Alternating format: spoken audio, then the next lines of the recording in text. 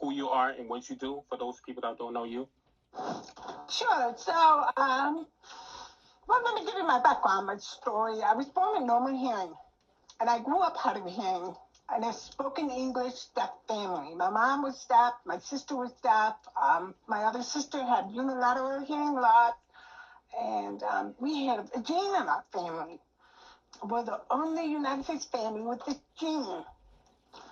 Wow. So I grew up hard of hearing, and then I found the sport of barefoot water skiing, and I loved it.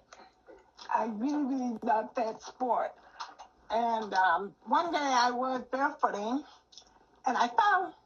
And when I fell, I instantly became deaf. Yeah, just like that. I became deaf. So it was a really bad time in my life. It was not good, because I was really struggling growing up hard of hearing, and I became deaf. Just like that. So I really struggled. Yeah. And then I became a counselor. My degrees are in counseling. What age you lost your hearing loss? That was 19. 19. Yeah. Mm-hmm. Yeah, and it was not good. Let me see if I can move back a little bit and get some light in here. Yeah. See if that's better. Is that better? Maybe clean a little bit dark in here. Maybe clean your camera. Maybe. I don't know. Really? Yeah. Okay, hang on 1 second, guys. We're gonna see if that helps a little bit. It's a little bit dark in here, so we'll have to put up with that. So fast forward. Today's the 44. On my birthday, I tried to barefoot water ski again, and I couldn't. I couldn't do it. That time I was married, 3 kids were teenagers. And but I met a 66-year-old woman on the Today Show. And I met her, we became friends, and she introduced me to the World Barefoot Champions. So I trained with the World Barefoot Champions in Florida. And I wrote the World Barefoot Champion book. So that's what started me on the writing, career. I just started writing books, and I wrote one book after another book after another book, And I should back up just a little bit, because after I became deaf, I struggled. I mean, I was really struggling in school. I was in college, and I considered ending my life at one point. I was really miserable at becoming deaf. And then I woke up one day, and I decided to learn some sign. And that kind of just changed my life. I started signing, I met my husband, he's deaf, and then we have 3 kids who are also deaf. I would like to go, what changed your mindset from, I have a hearing loss, to not letting that stop me from pursuing my aspirations and being the best version of myself? What happened was the night before I went to a concert. Okay. And I love music. So I was excited to go, even though I had just become deaf. And I thought, oh, this will be great because I can just lip read the sign language interpreters, But I couldn't understand anything. I could not understand one word of that concert. And that was the night that I wanted to end it. So the next morning, I was laying in bed, and I was just thinking about my life and the struggle and the frustrations and the barriers. And then I thought about the people that I was meeting, because for the first time in my life, I was meeting deaf people. And they were happy. And I'm sitting there thinking, these people are so deaf. They don't even use their voice, and they're happy. What's wrong with me? And so I made a decision in that moment to shift my mindset. And that simple shift, that simple decision completely changed the trajectory of my life. Wow. Just one decision. That's why I tell people that you are one decision away from a different life. You are. One decision is all it is. And so I just got up that morning and I put my hair in a ponytail and I put my hearing aid on and I went out in public for the first time with my hearing aid on display. I'd never done that before. So that was a shift for me. And it just, I always say that my world, before I became deaf, my world was like this. After I became deaf, my world was like this. It just got bigger. It just got bigger. Wow. A little bit better. So, yeah, so just make a different decision and your life will change. Wow.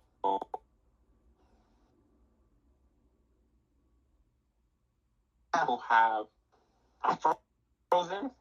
Oh my God. Okay, now you're back. You're back. Wow. It's okay. What I was saying. Oh, okay. There's a lot of people feel insecure. What's one advice would you give someone to embrace their deaf identity? That's a great question because I was there. I was insecure my entire life. I struggled my entire life to fit in because all of my peers were hearing. So I would say that the moment you embrace yourself as a deaf person, as a hard of hearing person, that is the moment your life changes. The minute you get comfortable being deaf blind, hard of hearing, deaf disabled, late deafened, whatever identity you're going to embrace, the minute you embrace it, that is the minute your entire world will shift. You know, so it starts with you. It starts within you. Okay. Wow. Yeah. So, what about how was school? How was college? Tell me that story. How did you? Well, school was tough because I was lip reading 100% of my way through it, even as a hard of hearing person. You know, I really could not understand spoken language, you know, auditory alone. I couldn't. So I was lip reading my way through school.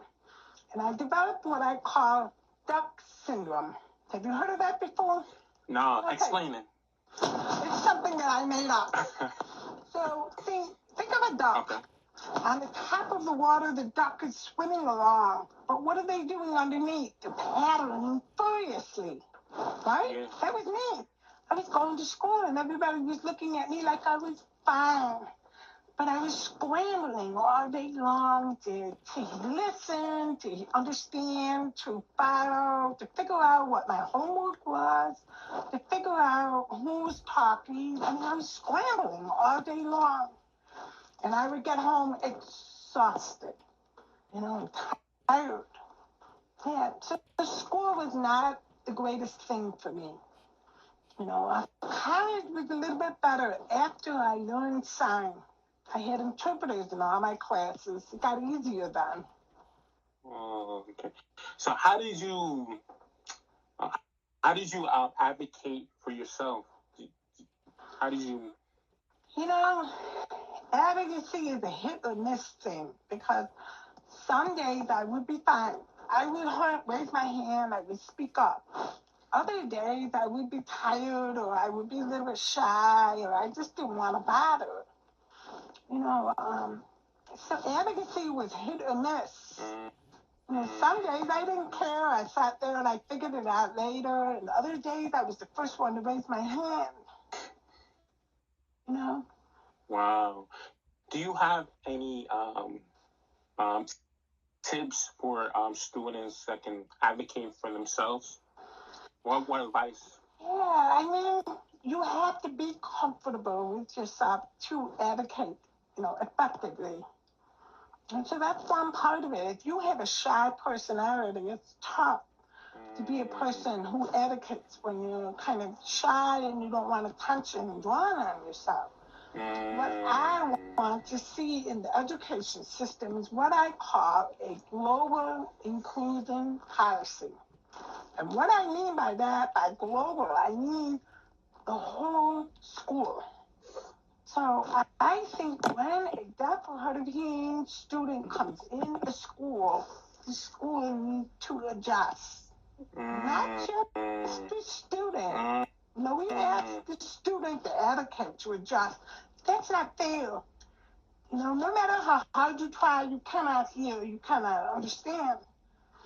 But if we train our peers to be kinder, and we train our peers to understand turn taking, and we train our teachers to control the classroom so that we are included, that's a global inclusion policy.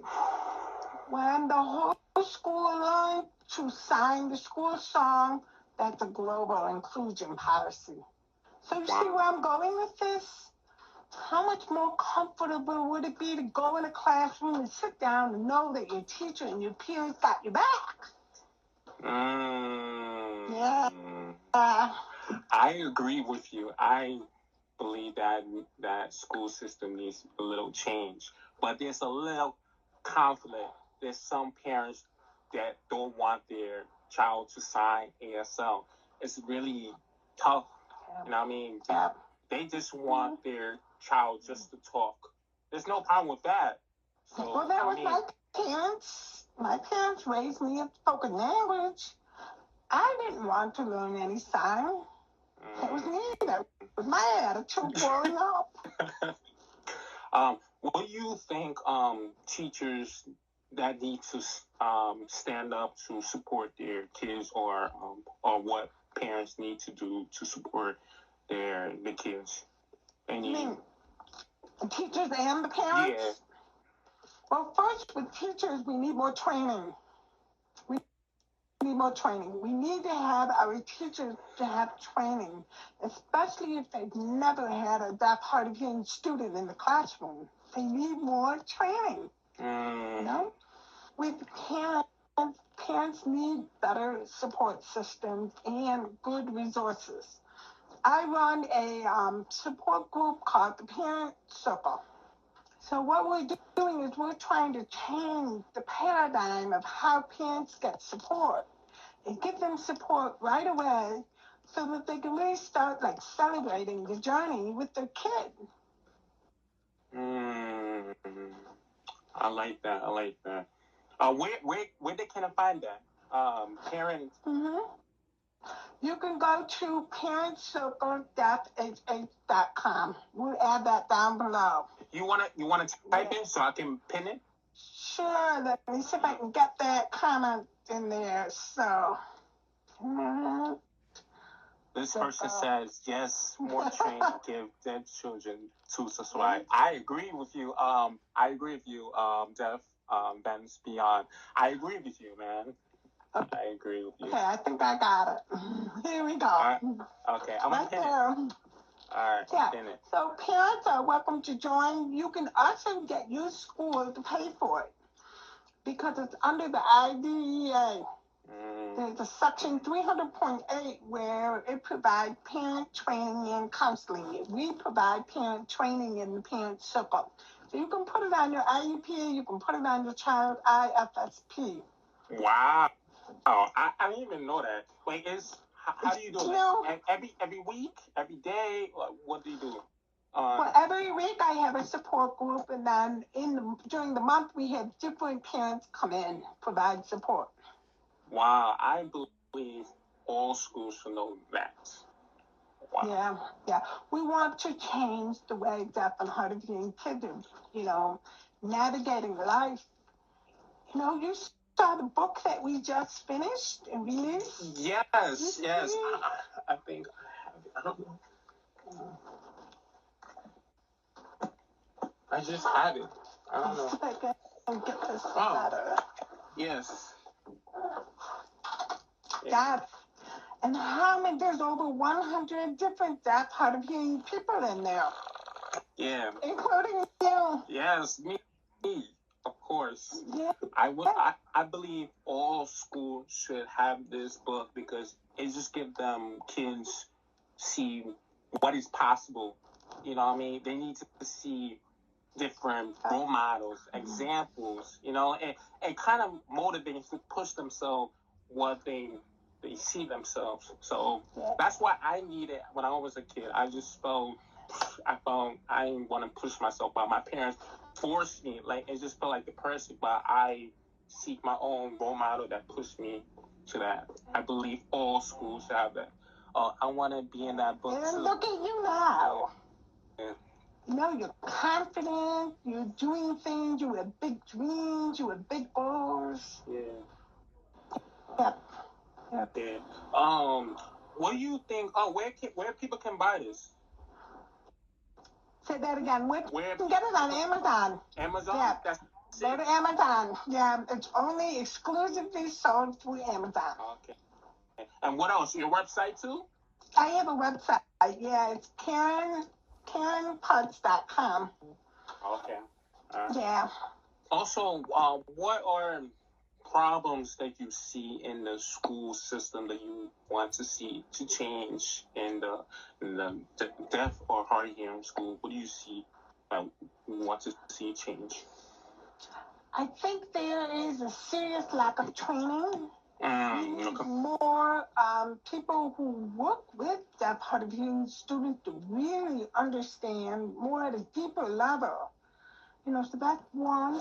And again, I think we need that global inclusion policy where we really look at the impact of having a deaf, hard of hearing student in the school system and how we adapt to that. And we're really not thinking about our adaptation to the student. Because if we don't include students in the school system, how do we expect the world to include our students? That's so true. The person said we need more deaf staffs. I believe that's true. Yeah, we need more deaf, hard of hearing people in leadership roles, teacher roles, administrative roles. Yeah, that's and true. making impact. That's true. This is my perspective, my opinion. I believe that, but also I believe it starts with parents and at home. The teachers can be doing their job. They're trying, they're working hard. Sometimes parents are lacking. It depends. Well, they're both working. They go to work and they come home and they're exhausted. They're trying to make dinner. They're trying to get 3 different kids to activities. But then you've got a deaf, hard of hearing kid in the mix.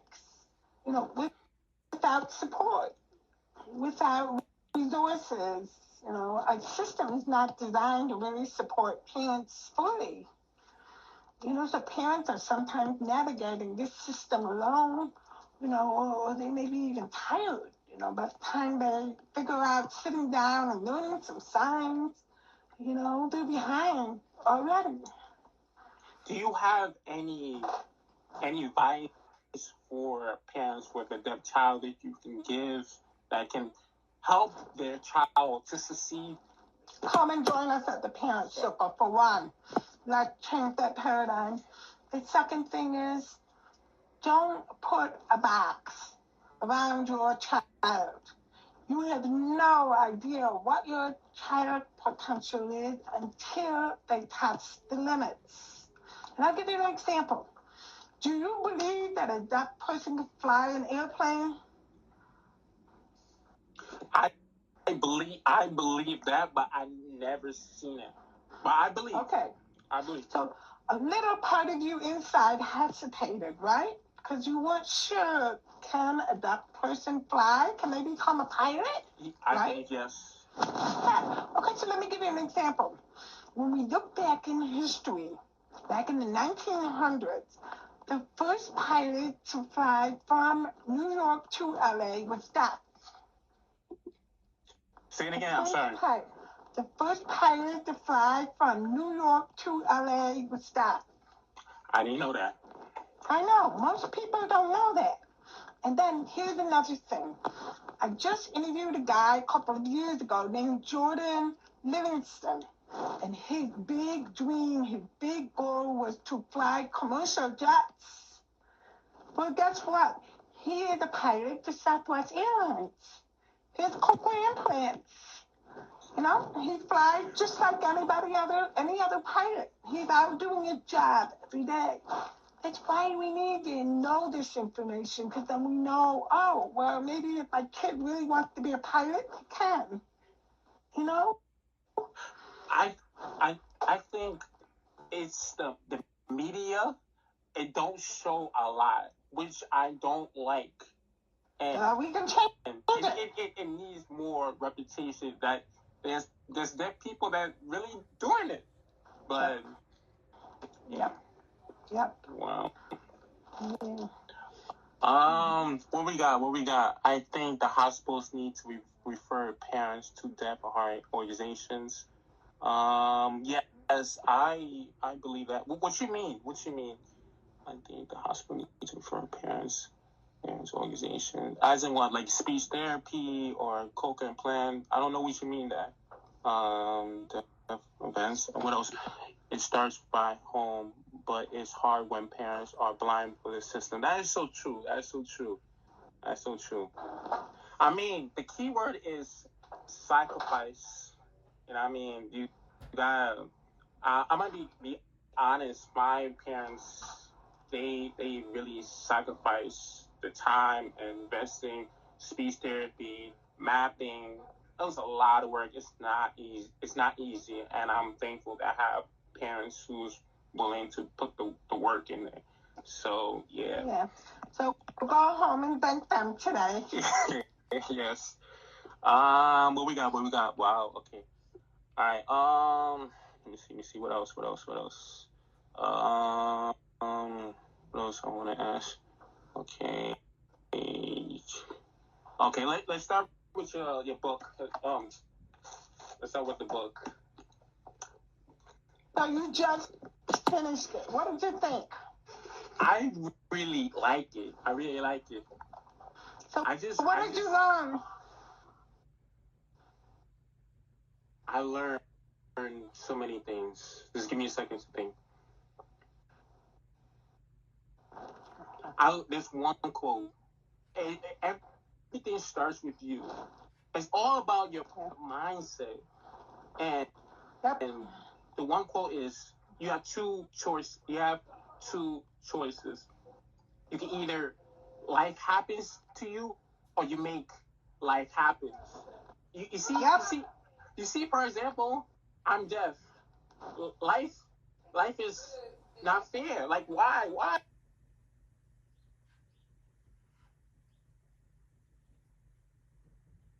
What happened? Okay, you're back. I'm sorry. I don't know what's going on with Wi-Fi. I'm gonna continue. But what part did you get? Oh, I was just saying that it was freezing a little bit. Now you're back. What did you get? Like, what's the last word? I think the last thing was just about you were talking about you being deaf. Why did that happen to you? You know, being the tough part about being deaf.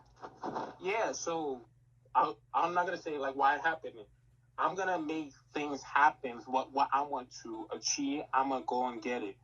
And it starts with you and your mindset. And I really like how you put quotes in each pages. That's really inspiring. I love, like, people are so scared what other people think. And, time is ticking. It's ticking. We all have an expirational date. It's scary. You don't want to be in your deathbed and be like regretting. I wish I did this, angry. Live your life. Just try. Just fail. Just learn. And I really like it. It caught my attention. Like, I'm gonna keep going. That's life. You know what I mean? Make an impact. Yeah, make an impact. Live your life. Make an impact. Yeah. Yep. I learned a lot for this book, and what else? There's so many. I just wow. That warms my heart. Yeah, my goal was to finish the book. I have so many to do. I said I gotta focus. I gotta read, and it took like I think 2 to 3 days. I finished. Because I have so many questions, and then I have to be serious. Like I read the book, I have questions to ask you. I don't want to like waste your time, and I need to read. Like nah, yeah, I want to read. Yeah, I really like it. I'll get a 10 out of 10. I would suggest people to read the book if you feel like you're stuck. You need to work on yourself. Everything starts inside with you. Just go to buy this book. Where can people buy this book? Where? That book is on Amazon. It's in Barnes and Noble. It's pretty much in any bookstore they can order it. Yeah, okay. You can get it anywhere. Oh, what about? I'm so sorry. I'm sorry, my book. But what about in person? If you want it in person, you're gonna have to drive to my house and visit me. Okay. For the right amount of money, we can make it happen. Okay. So, what inspired you to write this book? What inspired me is I took the passion test. And the passion test is written by a woman named Janet and her ex-husband Chris. And I have been doing passion coaching for 11 years now. So my passion is helping other people unwrap their gift of passion. I love doing that.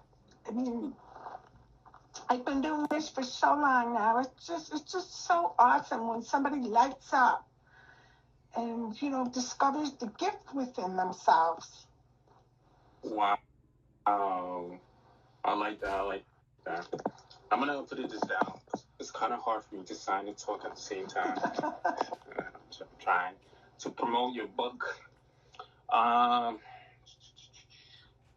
So people have a lot of passions. How can let me go back. Let me go back. How can people find their passion if they feel lost? How can they find it? That's a good question. Number one, buy the book.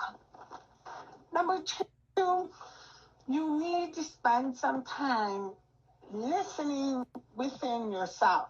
A lot of times we're so busy, we become adults and we do all day. And we go to bed at night thinking, oh, tomorrow I will, whatever it is. You keep putting it off. You keep putting off your passion. And the question is, why? I mean, there's people out there earning money in all different kinds of ways. Who said that you have to have a 9-to-5 job to make money today? You don't. There are so many different ways you can make money and not have a 9-to-5 job. So I would first say, sit with yourself.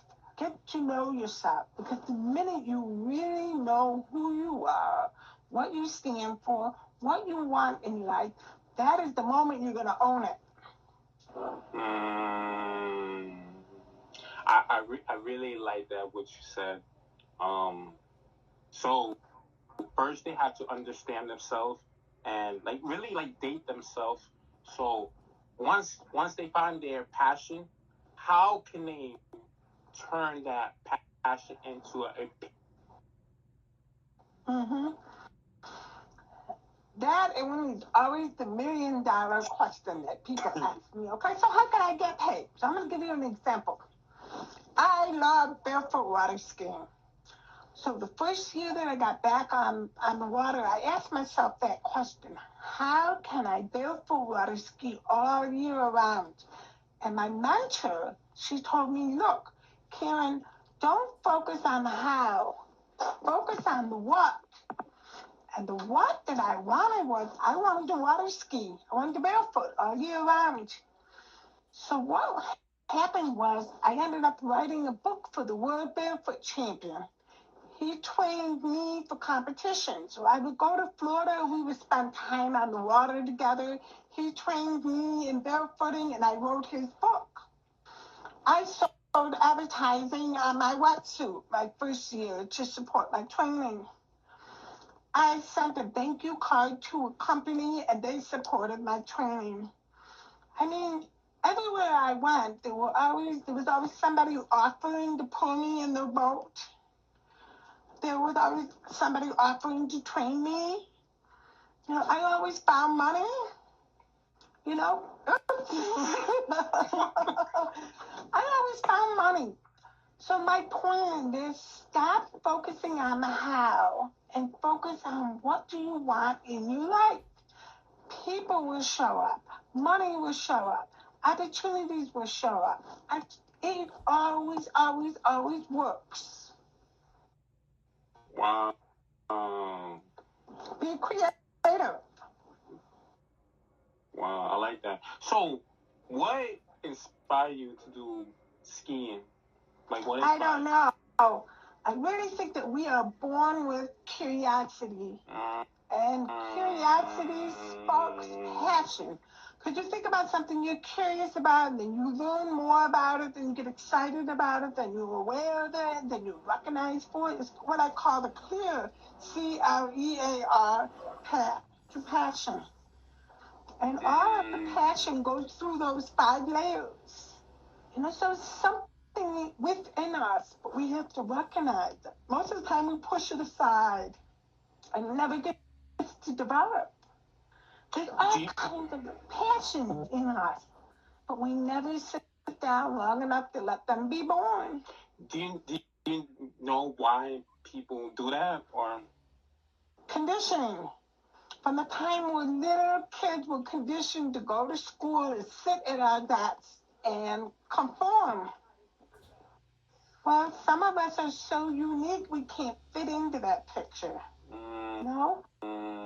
But some of us conform and follow rules the rest of our life. You know? So it's conditioning. It's our belief system. It's our rules. It's who we hang out with. It's who we follow. It's the information we allow into our brain. All of that conditioned us. Do you think that's a good thing or bad thing in the school system, or what do you think? I want to know your opinions, your thoughts. You know, a lot of the times we live in a bubble. We never step out of the bubble long enough to see what's around the bubble. So if you never step out of the bubble, you think that your truth is in the bubble. But the moment you step outside of your bubble, you start to see different truths that you never knew before. And then when you step out and your mind starts expanding, you start seeing the world differently.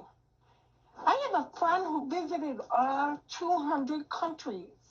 Yeah, he made his money along the way. And people told him, oh, you're lazy, you should be working a job. Well, he visited 200 countries. When he dies and he's on his deathbed looking back, he has those experiences. No one can take them from him. So why are we not living larger? Why are we not doing things differently? Why are we not questioning the status quo? Why not? That's true. Do you think 9 to 5 is a bad thing or a good thing, or is it's good to have it and keep it, but still have like maybe a side hustle or your passion until it comes to a full-time job? I want to know your thoughts and your opinion. It depends. It depends on who you are, how you want to navigate through life. You know, my husband loved his 9 to 5 job. He loves routine. He loved knowing what every day was going to bring. I have not had a 9 to 5 job since my first kid was born. Yeah. I never will do 9 to 5 again. I can't. So for every person, it's different. At the same time, you got to sit with yourself and ask yourself if you want to spend 40 years doing 9 to 5 or not. If the answer is no, okay, what kind of life do you want to design? I really like what you said. I like that. Mm-hmm. Yeah. Move on to my next question. How important is financial literacy? How important is that? It's like breathing. I mean, money is like oxygen. You need it to live. If you don't have it, life is harder. Now, does money bring happiness? It depends on how you define happiness. If you want a $6 million yacht and you're happy when you're on it, okay. Who to judge? You know, if you're happy living on the streets, who are we to judge? You know? Sure. So money is energy. Money is a reflection of how you decide to live. I really like that. And my opinion, I think money is a tool. Mm-hmm. And money. Some people think money is evil. No, it depends what you do with the money. There's some good people that would do good things. Good things. Maybe they want to buy like someone's birthday. The money buys that. And there's some bad people that will just kill people with the money. So it depends on the person. But it reflects who you are. Yes, that's true. Yeah. If you are a good person, you're going to do a lot of good with your money. Yeah. There is a book that I recommend by Ken Honda. It's called Happy Money. I really recommend that book. Okay. Yeah. Speaking of a book, what book that changed your mindset? If it can be. Wow. Take your time. I think it was a book called Aspire by Kevin Hall. Kevin reached out to me on Facebook one day, and we became friends, and he sent me a box of his books. And I gave them all away, and I kept my original book. It's about 11 words to empower your life. I love that book because Kevin also helped me, because when I was writing Unwrapping Your Passion, I emailed Kevin and I said, hey, how am I going to find people to interview for this book? And he wrote me back and he said, look, Karen, follow your bliss. People will show up and they will open doors for you. He was exactly right. The next time I was on the airplane, I was sitting in the back, all the way in the back.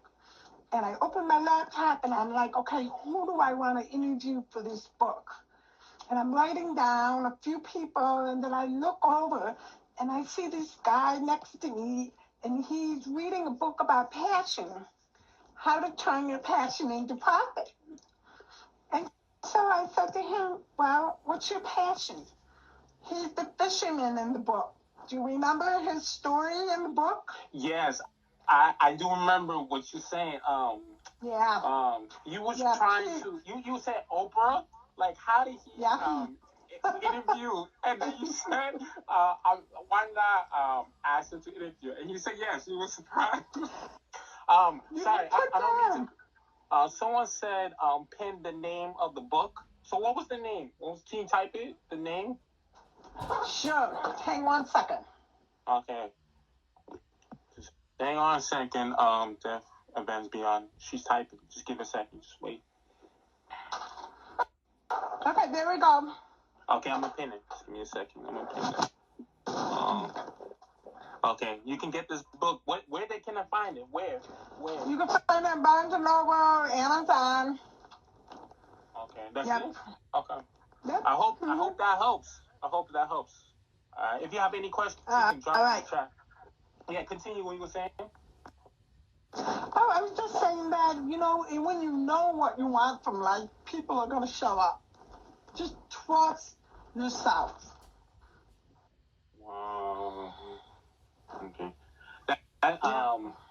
My next question, how can people change their situation living a mediocre life to a abundance life?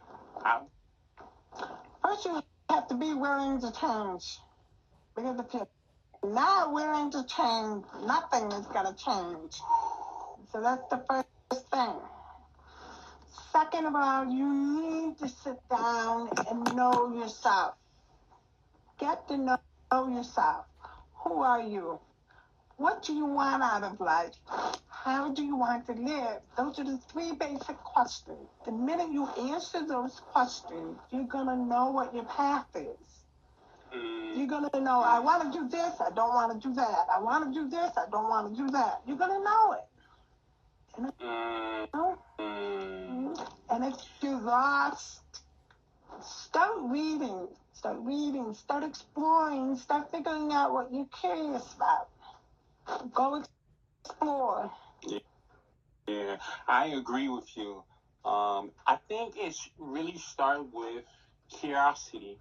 Once you're curious about something, you're going to take action regardless. I believe that. Someone said, this is I need to hear. Yeah, my favorite mantra is trust the process. Right. I believe that.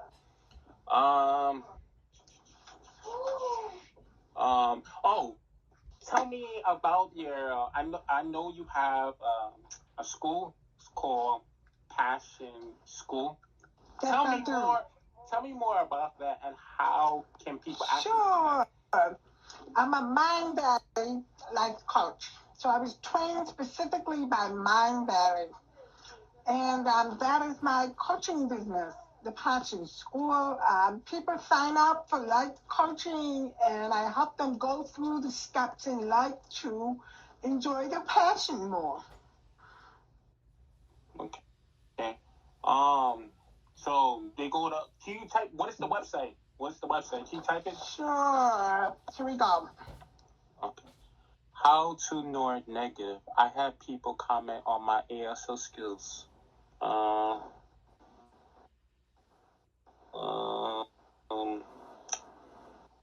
you a hearing person or a deaf person? Okay, let's see if I can get this to work. Okay, there we go. Yeah, so I have some free things. Okay. Yeah, continue. Okay. Yeah. So they go to www.passionschool.com. Okay. Yep. There's some free guides on there. So if you go in there and sign up, you'll get a free guide. Okay. What about if they want to do one-on-one with you? Yep. If you click on the store, you can find some coaching slots open. Okay. Cool.